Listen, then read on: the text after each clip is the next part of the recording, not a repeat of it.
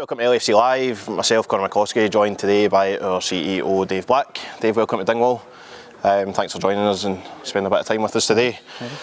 Just want to have a quick chat about kind of life in general recently and results on the pitch. We'll start with our kind of big win last weekend at home to St Mirren. Massive win. I think I spoke to some of the fans in hospitality before the game and said that we just needed to turn that corner. We just needed that little bit of luck. But when you look back at the game, it's probably the case where we've played a lot better in games in recent weeks and not got anything from it. So to kind of grind it out a bit uglier than maybe we have done in recent weeks and to get that 3 points, it was big that we kind of kicked on for that Partick Thistle win. That was a really tough afternoon, but we fought back. We got back in the game and got through to the next round, which was really good. First and foremost to get through the tie, but second the manner in which we done it, the way the goals came and getting that last minute winner. I hope that would give us that wee bounce, and I don't know if it did. I don't know if that carried on necessarily into that game, but certainly winning can be a good habit to start getting into, and that's now 2 in the spin, which is big. So particularly given the running form we're on. So not a huge win last week. Closed the gap on Ross County and gives us a real good chance of getting back in the mix. It's the first time we've had back-to-back wins since August. We beat kind of Hibs at Easter Road and then Ayr United at home in the Cup as well. So kind of winning is a habit as well, isn't it? So it's really massive that we can take that into today's match. It is. Today, we don't need to talk about how big today is, we know that, but you're right, winning is a habit, and as I say, that the manner of that Partick Thistle win, the late goal, the celebrations with fans and players and staff, it just starts to build that momentum a little bit, gives the players a wee bit of confidence and belief that they can grind it out. As I say, last week it wasn't the prettiest performance. We have played a lot better in games where we've not got the just reward, so to get the 3 points and close the gap coming into here, it just gives everybody around the club a real lift, gives us a real chance to now see that possibility of catching Ross County, and not only that, David touched on it during the week, but if we can get a win today and results go away, you start to really have a wee look at higher up the table. Of course, 11th place based on where we've been the last few weeks would be great in the here and now, given where we are, but the reality is if we can get a win today, why not start trying to look at that table and see where it takes us. So it's a great habit to get into, and fingers crossed we can carry that habit on today. Today's match in Dingwall doesn't really need any sort of introduction, does it? It is one of the biggest matches in the country and it's huge for the football club. But it's not just today, it's a big week, isn't it? Obviously we've got Motherwell at home during the week and then away at St Johnstone next week, so it's a big 7 days. Massive week. Very keen though that you've got to take every game as it comes, one game at a time. I know it's really cliched and a bit boring, but I think the reality is when you start getting too far ahead of yourself, we've won 2 games, you start saying, if we can win these next 3, and then you take your eye off the ball a little bit. So it's really imperative that we focus fully on today. Wednesday will come round when it comes, and St Johnstone will come next week, but there's no point looking ahead to those 2 games and losing focus on the here and now. And this is massive. It's equally as big for Ross County. They'll be looking at us, be the bottom team. So for them, it's a home game against a team below them in the league. So they'll fancy their chances.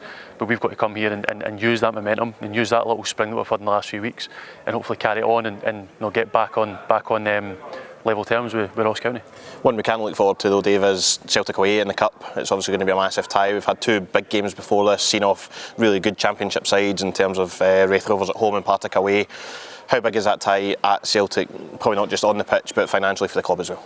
It's huge. A quarter-final Cup, regardless of who you're playing first and foremost, is great. We've had 2 really tricky ties to get there, albeit a league below us, but we played Raith Rovers at a time when they were top of the league. Their form was really good, and went behind in the game and came back and got through, and then went to Partick Thistle, who again I think the best home form in the championship, and we were bang out of form now is the reality, and 2 goals down there and got through. So first and foremost, getting to the quarter-final has been really well deserved. The players have had to dig deep on both those occasions. You're looking at the draw, and the reality is you've got 7 potential opponents that are all there for the same reasons, because they've got through the rounds. Probably the hardest of the lot though, the champions away from home.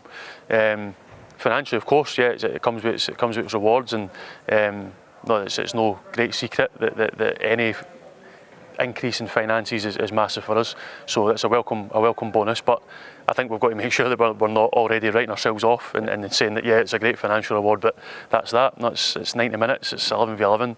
We've seen teams in recent weeks go and pick up results against Celtic or get something from Celtic.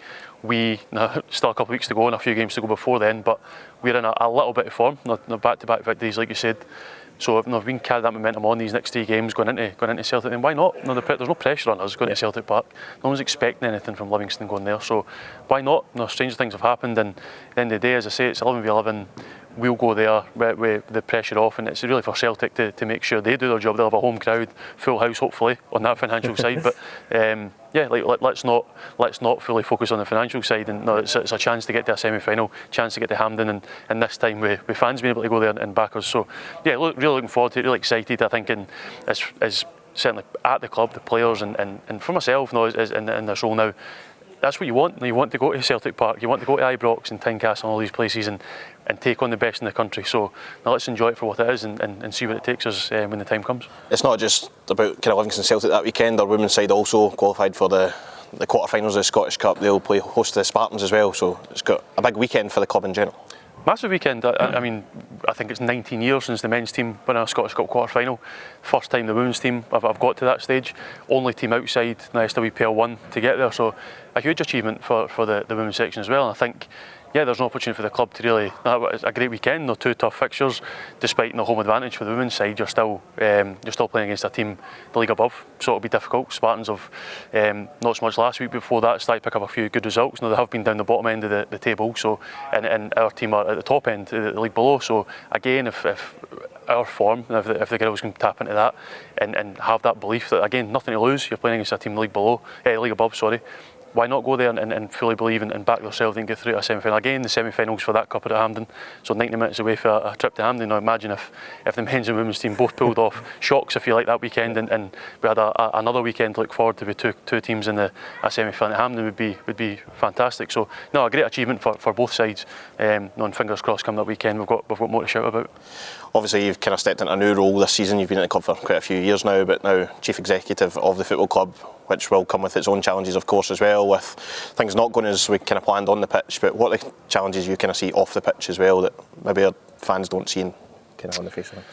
I think it's difficult. The manager speaks about it a lot, in terms of the budget side of things, and that's difficult because you're now every penny's a prisoner, and you're trying to make sure you can squeeze as much out every penny in the bank, and whether that's recruitment, whether that's improvements around the ground, whether that's just day-to-day survival, really. So that's all new to me. I'm not from a real business background. I'm in the role probably more to do with the passion for the club, and try to do the right things and for the right reasons. I think there's probably a trust there with anybody who knows me, and supporters know that I'm there for the right reasons, and that's difficult because you take things probably more emotionally because I've said this during the week to somebody else, but when you win, you're winning twice, and when you lose, you're losing twice, because it's twice as hard to accept those defeats, once as a fan, but secondly because you know the impact that could have on the club, whether that's be week-to-week hospitality, whether that's looking long-term where you are in the league. But likewise, another playoff for that is when you do win games, it's twice as nice. So it comes with its challenge. Of course it does. No club's really different. Having more money in the bank would make it a lot easier, but again, every single club will say that same thing. So we keep working away, and that's not just me. That's across all the off-field staff. The players and coaching staff get their plaudits when they're deserved, and that's where the kind of focus is probably externally. But I think there's got to be a real element of credit given to the rest of the staff at the football club, because it's difficult when things aren't well. That kind of radiates across the building and makes it difficult for everybody.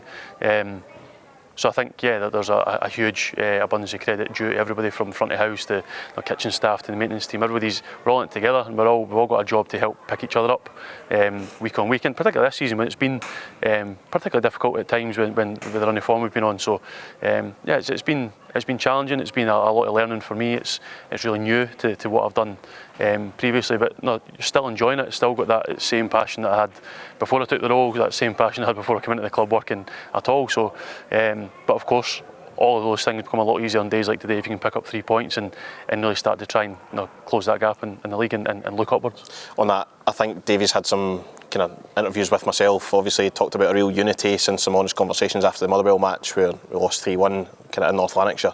Ever since then, though, it looks like there has been a real unity within the club and almost a renewed belief that we can get ourselves out of this. And the fans have played a massive part in that as well. Obviously, you see the celebrations yourself down at Partick Thistle, travelling up well here today again, and it's important that we are all on the same page and we are all pushing to survive. Of course, you're absolutely you're spot on. I think fans have been. It's difficult. No, it's been difficult for fans. I don't think there can be any criticism levelled at anybody for being disappointed with results, with the way they've been or the form, the way it's been. You can't expect people to keep shelling out the hard-earned cash every Saturday to follow a team up and down the country. And when you're not getting the results, they're not going to go home happy. They're not going to go home delighted about it. So that's natural. And the way social media is now, you probably just see it more than you maybe ever did. So yeah, that's difficult on the staff at times when you're constantly doing that, but you're trying to pick yourself up and go again next week. But you're right, that Motherwell game, maybe not so much a turning point, but there was not there was ever a lack of unity, but I think there was probably some really kind of heated conversations, a chance for people to get it all out. At that point, it was a disappointing result, it was a disappointing day. The manner of the loss was poor. It was probably the poorest we've played in that running form. We spoke a lot about probably not getting our just rewards. I think that afternoon we got exactly what we deserved, because we weren't at it. I don't think anybody in the changing room or at the club would say otherwise. So that was probably a point where it was a real. Everybody sitting in and getting it all out, and that was going to be the turning point. It wasn't immediate. No, it wasn't like the next week we went and picked up points. It was still a lot of work to be done. But I think, as you say, Davies touched on it. It did bring everybody a little bit more together. The fight's there. We all know we're in it. We all know what the job is, and we were cut adrift at that point. Everybody probably outside the football club was written us off and told us that we're gone and it's finished. Last week just gave us that chance again to get back and about it. And no, you're right. The fans have played a big part in that, because when there's been games where we've been in it, they have got behind us and they've not got what they deserve. The players haven't got what the fans definitely haven't got what they've deserved at times. Particularly this was brilliant, because that's what you want as a football fan. I'm not in amongst that at this particular time. You guys were kind of over there at the Partick game, but certainly from the other side of the ground, it was brilliant. That's what you want to come along. And okay, they'd rather not been 2-0 down, but you know what? That's probably actually helped. Well, you're right. That's probably helped it to be the moment it was. Yeah. And you've seen that connect again between players and fans. You're not going to get that when you're losing games, of course you're not. But that moment, Tete scoring the goal and players piling over at full time, and it was brilliant. And that carried on to last week. The fans were brilliant. And Davies touched on that. There's been games where they've been right there. They've been right behind the players, and as I say, they've not got what they deserve as supporters. But the last couple of weeks, hopefully, it's just started to turn it a little bit for them. And as you say, the numbers travelling up today for us is fantastic. It's a long trip. It's an expensive trip. It's a big day. But it's a big game, and the players need that. And I think from what we've kind of seen during the week with numbers travelling up and social media today, a couple of buses coming, brilliant. Now, it just shows that when you do start winning these games, that fans are there. The fans want the best for the club, and there's no one else in this ground more so than me that wants them to have the same celebrations that they had at Partick, that they had last week against St Mirren. I just hope, fingers crossed, that the boys can do it and give them it. No worries, Dave. Thanks for joining us. Really appreciate it. Thanks for your time. Cheers. Cheers.